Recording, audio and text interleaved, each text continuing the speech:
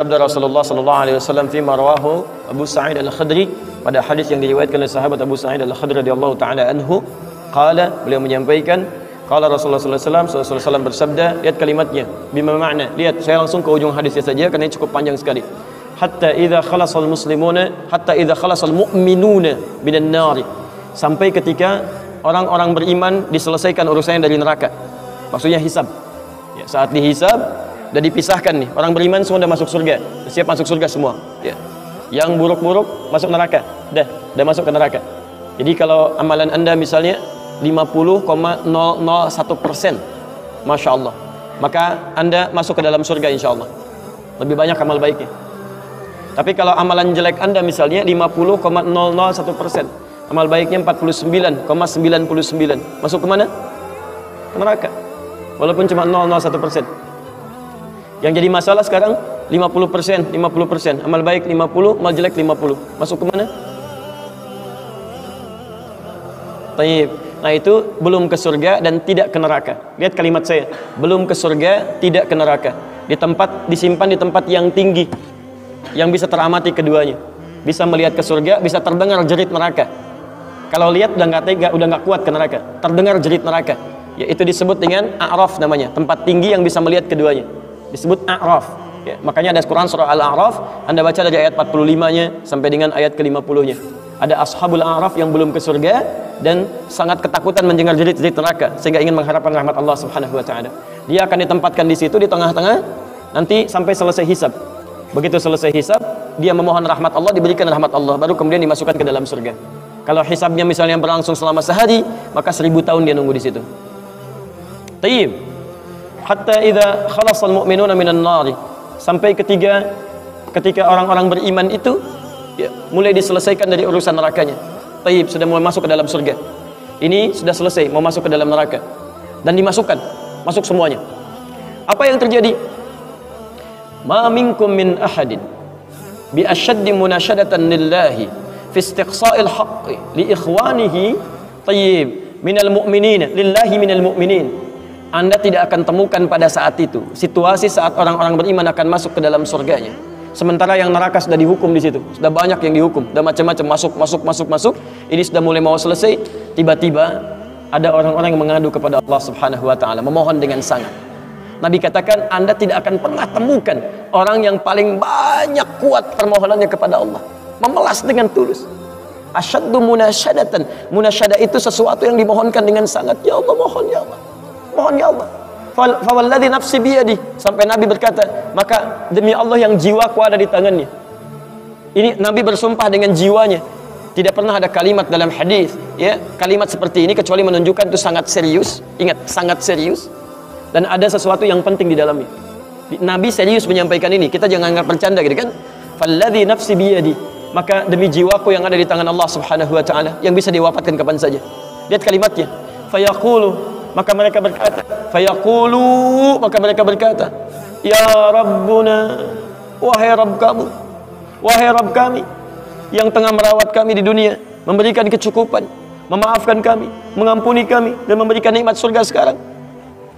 Wa ya Rabbuna, ya Rabbuna, wahai Rabb kami, hum ashabuna, mereka ada di antara teman-teman kami.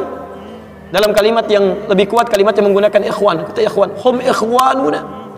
Hum ikhwanuna, mereka saudara-saudara kami ya Allah. Hum yasumuna ma'ana, ada orang-orang yang berpuasa bersama kami saat di dunia. Yusalluna ma'ana, kanu yusalluna ma'ana, mereka salat bersama kami saat di dunia. Jadi tiba-tiba ada sekelompok ikhwan yang datang kepada Allah, yang kehilangan saudaranya. Kok nggak ada di surga gitu kan? Ketika dia mau berangkat, padahal dua punya cita-cita yang sama dan sebagainya, tapi karena bekalnya tidak cukup, sebagian ada yang masuk ke dalam neraka. Tiba-tiba mengatakan kepada Allah dengan permohonan yang sangat, ya Allah, saya kehilangan saudara saya. Ya Allah, saya kehilangan saudara saya. Ya Allah, dulu kami puasa sama-sama. Ya Allah, dulu kami sholat sama-sama. Ya Allah, dulu kami ibadah sama-sama. Ya Rabb, kami tidak temukan dia di sini. Ya Allah, mohon, terus mohon. Sampai ketika puncak pada permohonannya, tiba-tiba Allah berfirman, akhriju man araftum. Hei para malaikat, keluarkan orang yang dikenali oleh orang-orang ini, yang disebutkan tadi. Keluarkan mereka dari neraka. Tiba-tiba dikeluarkan. Bertemulah orang-orang ini dengan temannya. Sampai Allah kemudian dengan rahmatnya katakan lagi, akhriju man kana fi qalbihi mithqala dzarratin minal iman. Keluarkan sampai yang ada titik terkecil iman dalam hatinya, keluarkan dari neraka. Bahkan hadis ini ada di Al-Bukhari nanti, ya ada di Al-Bukhari nomor hadis ke-14 posisi paling kiri sebelah bawah, ya. Tayyib, sampai mereka kemudian dikeluarkan dalam keadaan gosong, sudah mulai terbakar habis dan dimasukkan ke dalam surga kemudian. Setelah selesai hisabnya di dalam nerakanya, dikeluarkan dari situ. Jadi ada orang-orang yang dengan syafaat temannya bisa keluar dari neraka, masuk ke dalam surga, ada yang sama sekali tidak membantu itu. Ya, dosa-dosa yang begitu besar tidak bisa keluar dan kekal dia di dalam neraka. Walaupun dia merasa beriman kepada Allah, tapi digugurkan keimanannya dengan ibadah-ibadah yang melanggar ketentuan Allah, seperti syirik dan sebagainya. Tapi poinnya adalah tiba-tiba ada segolongan teman yang memohon kepada Allah Subhanahu wa taala, "Ya Allah, kami puasa sama-sama, kami ibadah sama-sama, kami sholat sama-sama ya Allah, cuman saya nggak temukan dia di sini." Itu indah. Nah, permohonan sesuatu untuk melengkapkan pada yang kurang disebut dengan syafa' namanya. Pelengkap yang kurang disebut dengan syafa'. Makanya di tarawih itu ada salat syafa'. Antum salat 11 rakaat, 2 rakaat penyempurnanya yang ke-10 disebut dengan syafa', 1 rakaat akhirnya disebut dengan witir. Ya, ada teman yang merasakan ada yang kurang nih ya Allah, begitu saya masuk, teman saya nggak ikut, saya ingin dilengkapi dengan itu ya Allah. Tayyib, permohonan untuk menggenapkan sesuatu yang kurang dengan sifat yang sangat memohon luar biasa, maka kalimatnya dirubah dari syafa' menjadi ditambah tak di ujungnya dengan alif di tengahnya, jadi syafa'ah. Tayyib, saya mau akhiri ya, karena ini sebenarnya tidak banyak bahasannya. Siapa orang-orang ini? Itu yang disebut dengan ikhwan.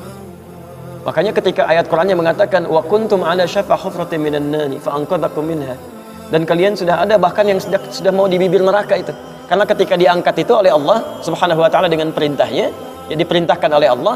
Tayyib, dalam bahasa hadisnya ada yang diangkat baru neraka itu masuk ke kakinya sampai ke betisnya, ada yang sudah masuk sampai ke punggungnya, ada yang sudah ke lehernya, dan ada yang sudah tenggelam di dalamnya.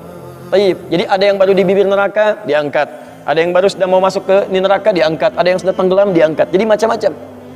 Ya, fa asbahtum bi ni'mati ikhwana. Siapa yang bisa mengangkat itu semua? Di antaranya Allah berikan nikmat kepada Anda dengan dapatnya ikhwan-ikhwan dalam kehidupan.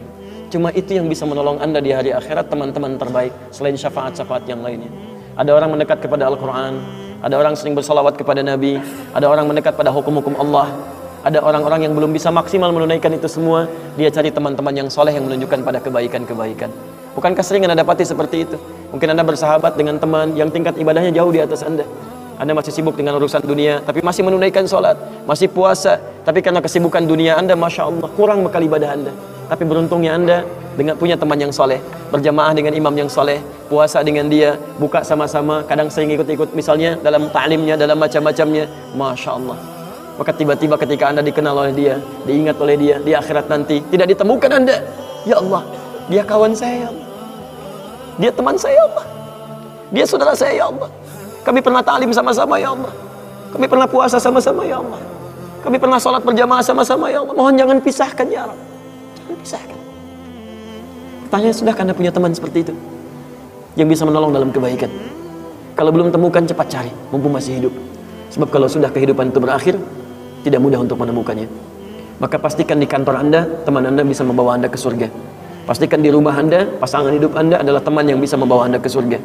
Pastikan di tempat kehidupan Anda, siapapun tetangga Anda, kerabat Anda, teman-teman sekolah anak Anda adalah teman yang bisa mengingatkan dan membantu Anda untuk mencari Anda bisa masuk ke dalam surga. Dan saya mohon pada Anda semuanya, tolong ingat ini ya, baik-baik. Kalau nanti di akhirat Anda tidak temukan saya di surga, tolong ingatkan kepada Allah, saya pernah ada di sini, saya pernah ada di sini. Tolong ingatkan.